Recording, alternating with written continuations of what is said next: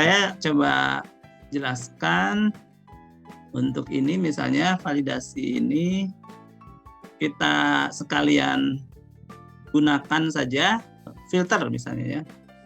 Kita coba asumsikan ya bahwa atas data kita ini data berapa banyak orders ya. Ordernya ada sampai kan 67.236 ya data record. Nah misalnya kita ingin mensurvei ya, toko kita ini seberapa bagus sih di mata pelanggan ya. Nah untuk mensurvei tersebut nggak mungkin berapa jumlah customer kita tanya semua kan. Nah kita tentunya akan mensurvei sampel saja ya dari sebanyak ini kan transaksinya 67.000 ya, tapi jumlah customer kita juga belum tahu ya. Jadi sementara ini untuk mensurvei ya, misalnya kita bisa pastikan ini kan kita filter ya. Ini ada berapa tahun? Ada catatan dari 4 tahun ya, 4 tahun. Nah, tahun terakhir 2016. Ya berarti ini kira-kira kan diambil pada tahun 2016 ya atau 2017 ya. Data dari tahun kalau 2021 kan pasti datanya juga diambil sampai 2020 lah kan minimal ya. Nah, asumsikan kita di tahun 2016 tersebut akan melakukan survei kan, yang paling gampang berarti mengambil hanya dari tahun 2016 kan ya, yang baru kan melakukan ya gitu ya. Nah, terus ini kan ada sampai setahun ya, setahun. Juga kita mungkin kalau semuanya berat ya, yang paling gampang kira-kira ya bulan terakhir atau 2 bulan lah, 2 bulan terakhir. Kita checklist, ambil lagi yang November Desember lah gitu ya misalnya. Nah kita oke kan, nah dapat nih berapa jumlah datanya.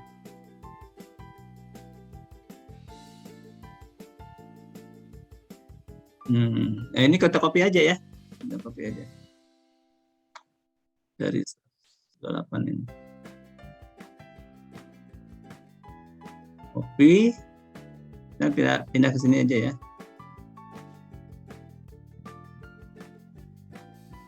Ini jumlah datanya ada, masih 34.000 juga ya, 3.400 ya, 3.400. Berapa sih customernya gitu ya? Dari 3.413 ini. Nah yang kemarin saya cerita di teman-teman atau di mana ya? Saya bilang untuk metode itu kan kemarin ya, metode parallel simulation ya. Metode sum if itu kan kita pakai kemarin sum if terhadap pelanggan, kemudian berapa jumlah barang yang dibeli kan ya. Kalau sum if itu berarti pelanggannya harus kita bikin dulu kan ya, yang unik ya. Saya rekomendasikan nggak usah lah pakai sum if karena harus melalui pivot dulu. Nah karena waktu itu saya berpikir cara satu-satunya cara untuk ngecek ya customer yang unik misalnya di sini ya, itu hanya dengan pivot ya. Nah tapi ternyata saya baru menemukan ya, ini bisa juga tidak dengan pivot ya, tapi dengan cek itu duplikat ya, cek duplikat.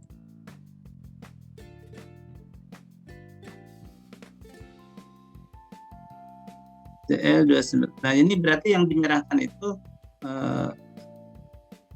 datanya sudah ada terwakili ya, oleh satu.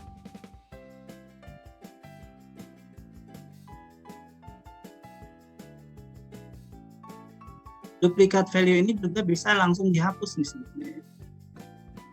Data remove duplikat ini ya. Jadi kalau kita pakai yang ini remove duplikat, ini kita bandingkan ya. Ini saya copy lagi ya supaya kita bisa bandingkan ya. Yang duplikat kan yang merah-merah ya. Nah ini kita pakai sekarang remove duplikat di sini. Data remove duplikat. Remove duplikat yang apa? Customer id ya kan. unselect all customer it. Oke. Remove 3261. Klik. Jadi cuma tinggal berapa?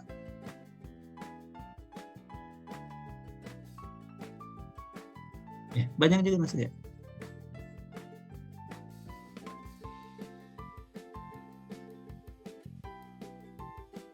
Oh, masih banyak ya, 3262, yang ini berapa?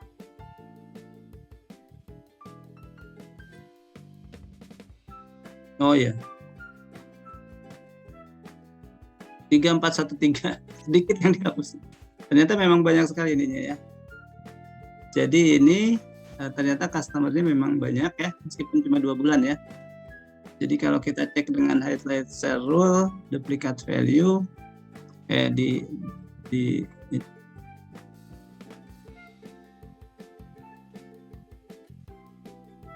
ini nggak ada ya, kayaknya sudah nggak ada ya. Bukan, udah nggak ada ya, sudah unik ya. Jadi ini dengan remove duplicate, Anda bisa dapat unik ya, data yang unik untuk satu field tertentu. Jadi cuma karena data unik yang duplikatnya dikit ya, memang ini masih cukup banyak customer itu. Nah, misalnya kita akan mensurvei ya mereka ini. Nah, berarti kita tinggal tambahkan saja di sini hasil surveinya ya. Hasil survei. Kita input di sini ya, hasil survei untuk pelanggan siapa itu ya. Itu mereka ya, singkatnya sebetulnya biasanya survei kan pertanyaannya banyak ya. Tapi di sini kita masukin satu aja ya. Puas tidak gitu ya. Nanti kita kasih isiannya harus hanya terdiri dari sangat 5 jawaban misalnya, sangat puas kan, puas gitu ya,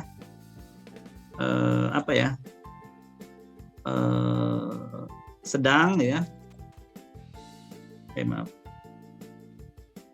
tidak puas, sangat tidak puas kan. Nah, ini validasi untuk memastikan bahwa orang operator menginput itu hanya 5 ini gitu ya. Bisa kita buat di sini dengan mengambil menu data ya. Caranya dengan dengan ambil di sini menu data dan pilih validation ya. Data validation. Nah, kemudian ini ada 3 tab ya di data validation ini. Tab pertama setting ya. Nah, setting ini Anda akan menyeting isian itu berdasarkan apa ya? Karena kita sudah isi di sini ada 5 pilihan ya. Ini namanya list ya, daftar. Di sini kita tulis allow list ya. Listnya yang mana? Nah, kita sorot ke sini. List. Nah, ini kan kita sorot ke situ. Terus enter, masukkan kan. Sudah. Ini untuk setting kita sudah selesai. Terus input message ya. Input message, so input message when cell is selected ya. Title apa kalau kita sudah masuk ke sini? Judulnya apa? Misalnya judulnya petunjuk ya. Mengisi ya, petunjuk mengisi. Nah, apa petunjuknya? Pilih dari jawaban yang disediakan. Gitu ya. Nanti pas kita klik ke situ keluar input message ini ya. Jadi kita dikasih tahu sebelum ngetik. Terus kalau ternyata ada yang tidak paham gitu ya, dia kan masih tidak memilih ya. Nah, kita kasih error ya. Errornya isinya apa? Stop ya, misalnya di sini title-nya perhatian gitu ya misalnya. Nah, ini berarti Anda tidak memasukkan yang dipilihkan. Akan pilih dari yang tersedia.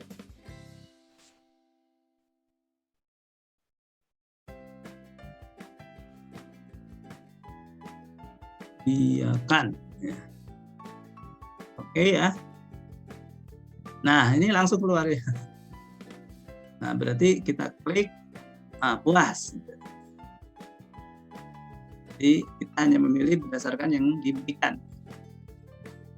Ini kemudian bisa kita copy ke bawah, kita delete ya isinya. Nah, ini sudah ada semua, tinggal memilih semua ya. Nah, dari yang diberikan. Kalau kita input tidak tahu ya, kita pikir input itu bebas ya, meskipun ada di sini. Kita nulis misalnya langsung, bagaimana pengalaman Anda, apakah pelayanan kami sudah cukup baik? Oh, pelayanan Anda cukup super gitu ya misalnya. Kita masukkan, nah keluar tadi peringatan ya. Anda tidak memasukkan data yang dibolehkan, silakan pilih dari yang disediakan. Berarti kita cancel. Berarti itu kan berarti kita terhindar ya dari memasukkan data yang salah. Ini fungsi validation yang pertama ya, memastikan bahwa yang dimasukkan sesuai dengan yang diharuskan, yang kita set ya. Demikian ya mungkin ya yang bisa saya sampaikan sekarang. Sudah 11.50. Itu contoh validasi. Nah, yang lainnya saya coba cari dulu ya tambahannya, kita siapkan, nanti mungkin saya akan sampaikan di kelas berikutnya ya untuk jenis-jenis validation yang lain. Nah, nanti saya upload di YouTube ya, untuk saya ngajar di 3 kelas ya. Mudah-mudahan saya bisa contohkan yang 2 lagi atau 3 lagi yang lain ya di kelas yang lain ya. Silakan teman-teman nanti praktekkan yang sudah saya sampaikan, plus mungkin nanti kalau ada tambahan yang akan saya sampaikan di kelas lain ya, ini juga bertambah dengan yang saya sampaikan di kelas lain juga ya, sebagai tugas kelompok seperti biasa. Nah, itu saja, mungkin ada pertanyaan sampai di sini. Pak, boleh Pak? Ya, silakan. Sabita. Mengenai tadi materi untuk yang di PPT itu kan ada is number. Iya. Is itu ya Pak, tidak. Saya masih bingung Pak, maksudnya is non text itu gimana ya Pak? Soalnya kan tadi udah ada is text sama is number itu. Iya. Itu is non ya bilangnya sel berisi selain teks, itu maksudnya simbol atau gimana? Ya, jadi kalau is text ya, apakah atau saya satu lagi deh ya. Tapi itu bukan is text ya. Ini ya. Enggak apa-apa ya, yang sudah jadi nih. Saya coba cari dulu. Nah, ini kan saya ngolah data ujian sertifikasi nih ya. Ujian sertifikasi ini contohnya, nah ini ya. Ini kan di sini mahasiswa ikut ujian sertifikasi. Ini ada nilainya. Ini saya tutup deh.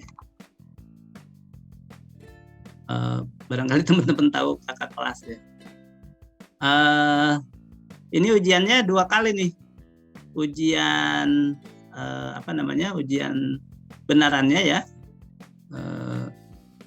Ujian tahap 1 lah, ujian asli ya. Nah, ini ujian tahap 1 itu ada yang lulus, ada yang tidak lulus ya. Ada 3 mata ujian ya. Ini CAT, teori ya. Teori AKPEM, ini AKPEM pusat ya. Ini AKPEM daerah. Praktek AKPEM pusat, praktek AKPEM daerah. Praktek AKPEM pusat ini menggunakan aplikasi Saiba, AKPEM daerah menggunakan aplikasi SAPD gitu ya, yang kita sediakan. Nah, nilainya ini ya. Nah, ini kemudian kita sebetulnya kan sudah saya sudah saya pakai if ya. Kalau di atas 56 gitu ya lulus, kurang tidak lulus. Nah, kemudian ada yang lulus berarti kan tidak harus ikut mengulang ya. Tapi ada yang tidak lulus, dia mengulang di yang tidak lulus saja ya. Yang 2 lagi berarti dia NA. Nah, NA ini dari mana nih? Saya pakai VLOOKUP. VLOOKUP cari ke NPM kan. Nah, VLOOKUP ini belum disampaikan ya. Cari CAT nilainya. CAT di sini nilai CAT mengulang ya. CAT mengulang. Nah, CAT mengulang ini kan data hanya yang ikut mengulang saja. Ya. Kalau tidak ikut mengulang kan tidak ada ya. Tidak ada. Jadi yang ikut mengulang saja keluar nilainya. Yang tidak ikut mengulang NA ya. Nah, kenapa? Karena di daftar CAT ini nama tersebut tidak ada ya. Nah, jadi dia NA keluarnya ya. Nah, jadi kita cek di sini kelulusan ya. Nah, saya pakai if is NA ya. Jadi jika NA ya, di sini NA ya, maka saya kasih kosong nilainya gitu ya.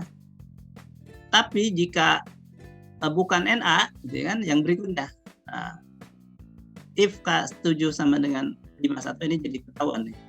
CAT ini pada susah ya, pada teorinya 56 itu banyak sekali yang tidak lulus.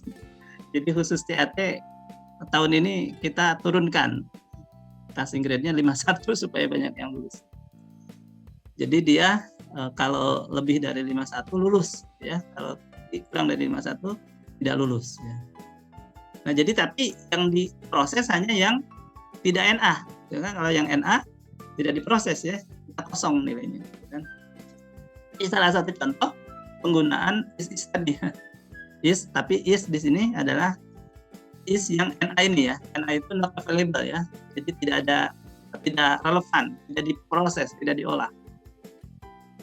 Nah, pada kebutuhan lain ya, kita hanya memproses yang misalnya isi selnya itu adalah is number gitu ya, yang number. Apakah dia number ya.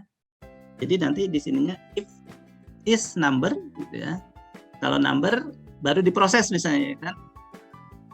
Yang tidak number tidak diproses. Kan kalau bukan number kemungkinannya banyak ya. Bisa tanggal, bisa teks ya. Bisa teks, bisa lain-lain.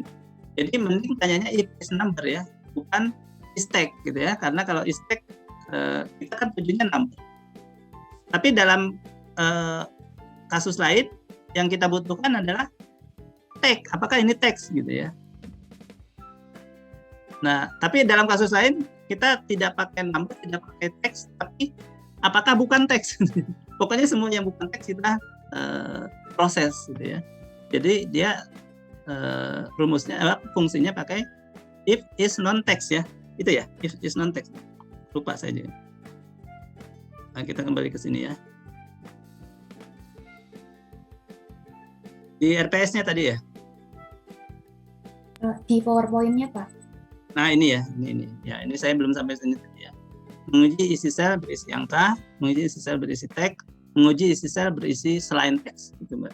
Jadi tergantung kasusnya gitu ya. Jadi memang semuanya dikasih gitu ya. Karena kan kalau bisa kita sekali aja yang kita akan proses itu yang number atau yang teks atau yang non teks gitu kan. Kalau number berarti yang selain number itu kan banyak ya. Selain number tidak kita proses. Jadi nanyanya bukan is tag gitu ya. Karena kita akan ngolah yang number berarti kita langsung aja number.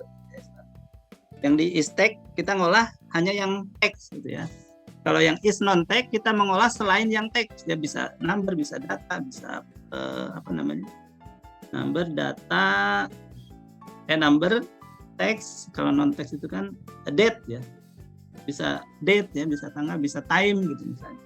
Itu semua diolah yang pokoknya non teks. Jadi kasusnya ini beda-beda ya. Jadi memang untungnya Excel memberikan berbagai ini supaya singkat kita membuat membuat fungsinya. Ya seperti ini saya untung ada NA. Kalau tidak ada is NA saya mungkin bisa bikin rumusnya terlalu panjang ya yang di sini. Nah, karena ada NA jadi saya pakai pokoknya yang semua yang NA tidak saya proses gitu ya. Yang saya proses yang NA saja. Yang selain NA saja. Di sini juga ya. If is NA, yang ini kalau itu kosong. Kalau tidak NA baru kita proses. Itu Mbak Sabita, jelas tidak? Ya Pak, insya Allah juga dimengerti Pak. Terima kasih Ya. banyak ya Pak. Terima kasih. Terus ada lagi yang lain?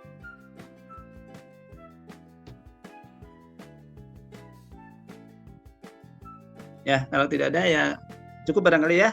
Silakan teman-teman baca kembali PowerPoint-nya ya. Kemudian diskusi dengan kelompok ya. Membahas PowerPoint tersebut. Nah, kalau mau sekarang ada yang praktek